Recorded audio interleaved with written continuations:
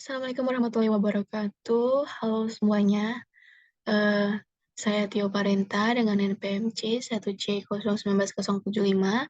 Di sini saya ingin menjelaskan contoh manajemen risiko dari rumah sakit yang saya eh, berikan, yaitu contoh dari rumah sakit Rudiren.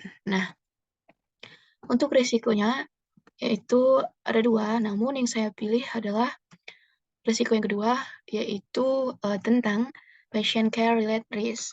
Nah, di sini untuk statusnya itu treat atau perlakuan, dan untuk unit kerja atau fungsi yang bertanggung jawab di sini adalah Kepala Seksi Pengembangan dan Mutu Keperawatan.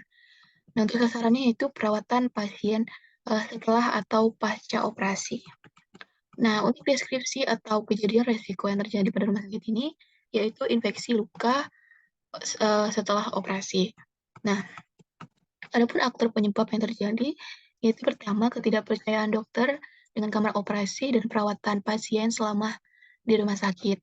Maksudnya di sini ketidakpercayaan dokter dengan kamar operasi yang sudah diberikan oleh rumah sakit atas kebersihan ataupun kenyamanan yang diberikan dan kurangnya kedekatan dokter dengan para perawat yang ada di rumah sakit.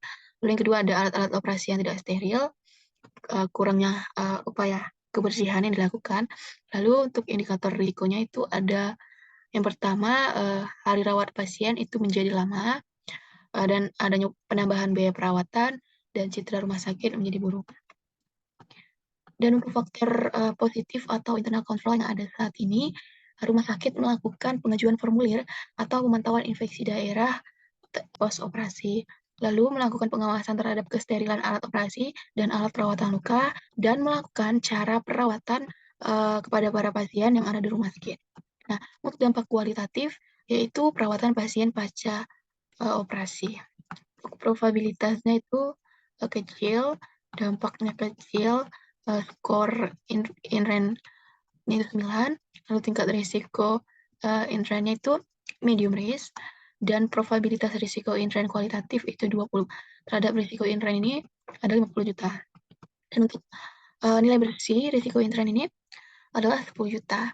Dan untuk pemilik risiko ini itu sebagai atau pelaku jabatan Kepala Seksi Pengembangan dan Mutu Keperawatan yang nomor HP 08 sekian-sekian, email sekian-sekian, dan untuk strategi yang digunakan adalah strategi AVA.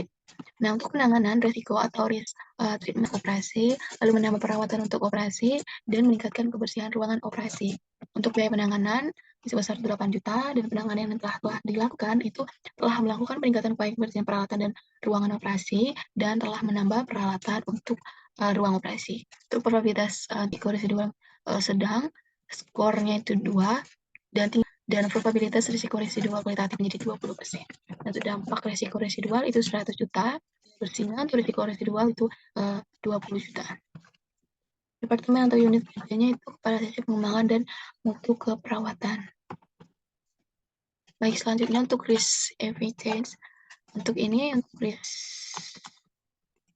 inherent evaded itu menjadi medium risk atau risiko yang sedang. Nah, untuk rincian tindakan penanganan ini belum dilakukan, belum dibuat, dan untuk perubahan. Nah, untuk perubahan penanganan risiko, untuk risiko yang kedua yang saya ambil tadi itu telah melakukan pengecekan kebersihan peralatan dan meningkatkan kebersihan ruangan operasi.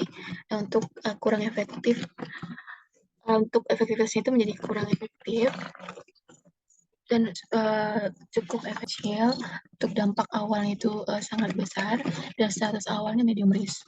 Dan akhir itu menjadi sangat kecil dan dampak akhirnya menjadi sedang dan status akhirnya menjadi low risk. Oke, mungkin itu saja bisa saya jelaskan. Terima kasih teman-teman. Selamat malam.